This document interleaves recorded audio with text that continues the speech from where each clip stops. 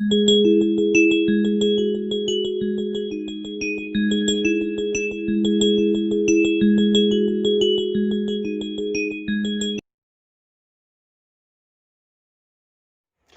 student, here I am. Today we are again having a class on classification of proposition. This is the last point, that classification of proposition by quantity I'm going to explain here. So as I have explained you in the previous blogs, classification by relation, classification by quality, and this is classification of proposition by quantity. So here you can clearly see classification of proposition by quantity. We are having three types of proposition. One is singular proposition, two is universal proposition, and three is particular proposition. One after one, I'm going to explain you what a singular proposition is, and then what a universal proposition is, and what a particular proposition is. So let's proceed to understand what a singular proposition is.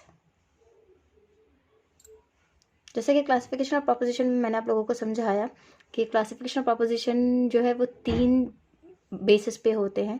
Classification proposition by relation, proposition by quality and proposition by quantity. तो proposition by relation and quality मैं आप लोगों को समझा चुकी हूँ. आप मेरे ब्लॉग्स में देख सकते हैं, वो आपको मिल जाएगा. और आज के वीडियो में मैं बता रही हूँ कि classification of proposition by quantity, कितने टाइप ऑफ प्रोपोजिशन हमें पढ़ने होते हैं. तो हम लोग अभी यहाँ पढ़ रहे हैं singular proposition, universal proposition and particular proposition. तो आगे बढ़ते हैं और जानते हैं कि सिंगुलर प्रोपोजिशन क्या है. So with the help of this our you can understand. I am trying to explain you singular proposition. So subject refers to a definite thing or attribute.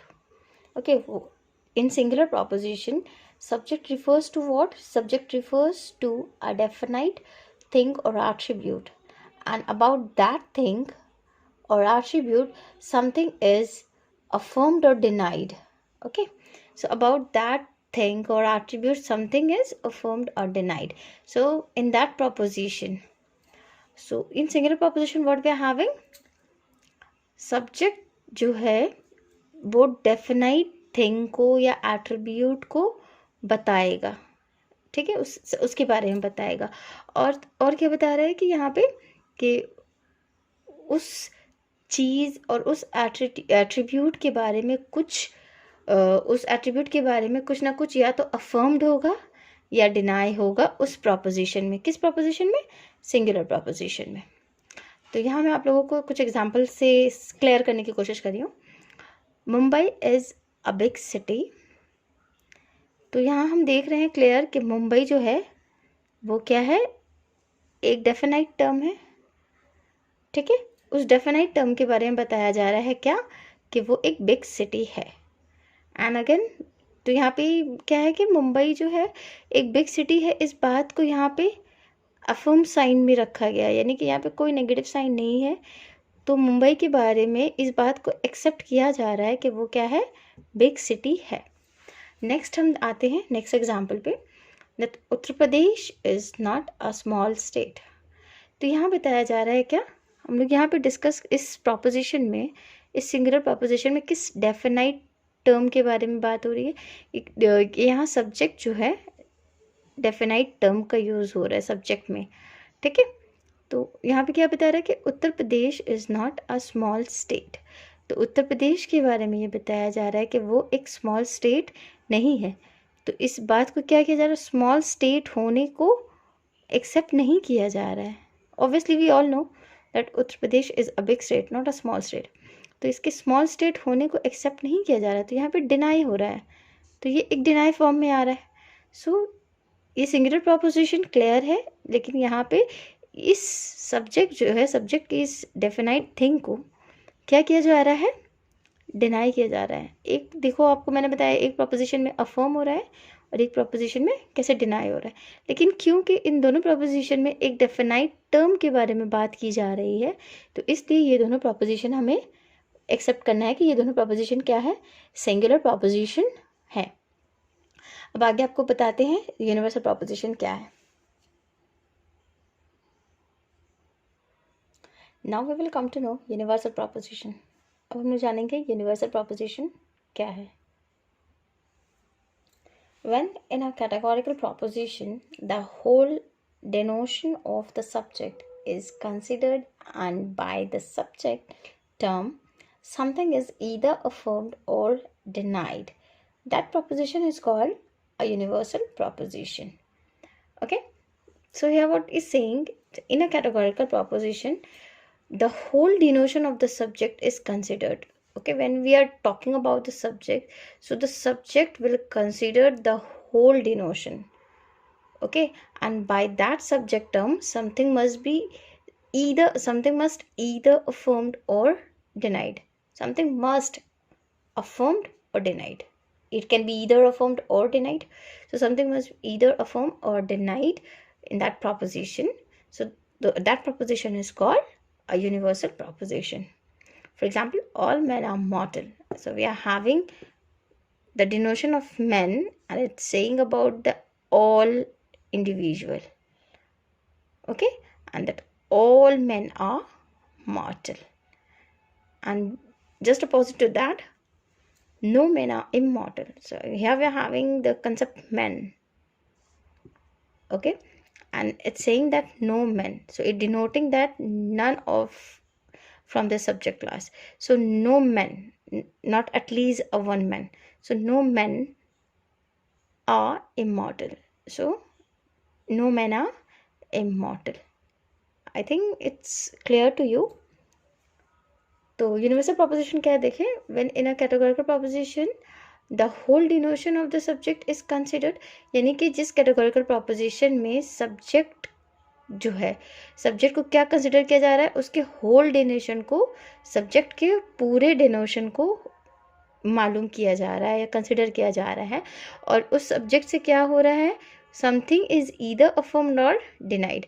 और वो जो सब्जेक्ट है उसमें क्या होगा, कुछ ना कुछ या तो अफर्म होगा या तो डिनाइड होगा। उस प्रोपोजिशन को यूनिवर्सल प्रोपोजिशन कहते हैं। For example, all man are mortal. तो यहाँ पे बात हो रही है मैन की, ठीक है, ये हमारा सब्जेक्ट है, जैसे मैंने बताया था पार्ट्स ऑफ प्रोपोजिशन में, तो ये हमारा सब्जेक्ट है। सब्जेक्ट के सारे मेंबर्स को डिनोट किया जा रहा है कि वो मॉर्टल है, ठीक है। तो ये क्या हुआ, all man, that means the denotation, whole denotation of the subject, ठीक है, all man are mortal. Again हम लोग नेक्स्ट एग्जाम्पल में आएंगे, नो मैन आर इमॉर्टल। तो यहाँ पे वही बात आ रही है, ये सब्जेक्ट है, इसके तमाम मेंबर्स को डिनोट किया जा रहा है कि वो इमॉर्टल नहीं है, इमॉर्टल नहीं है, ठीक है। तो ये डिनाई हो रहा है, मॉर्टल का ऑपोजिट वर्ड होता है इमॉर्टल, ठीक है। तो नो मैन आर इमॉर्टल। तो एक भी मेंबर जो है, एक सब्जेक्ट क्लास का यानी कि मैन क्लास का एक भी मेंबर जो है वो इमॉर्टल नहीं है। तो यहाँ पे डिनाई हो रहा है, सो ये क्लियर है कि ये दोनों ही यूनिवर्सल प्रोपोजिशन है। अब हम लोग लास्ट जानेंगे what is a particular proposition. Now we will understand particular proposition. अब जानेंगे पर्टिकुलर प्रोपोजिशन क्या है। When in a categorical proposition the sum denotation of the subject is considered and by the subject term something is either affirmed or denied, that proposition is called a particular proposition. Okay, it's clear that in a categorical proposition some denotation of the subject is considered, not the entire denotation, but some of the denotation of the subject is considered, and by that subject term something is either affirmed or denied. That proposition is called particular proposition. It's clear. In that proposition we are talking about some members of the subject class.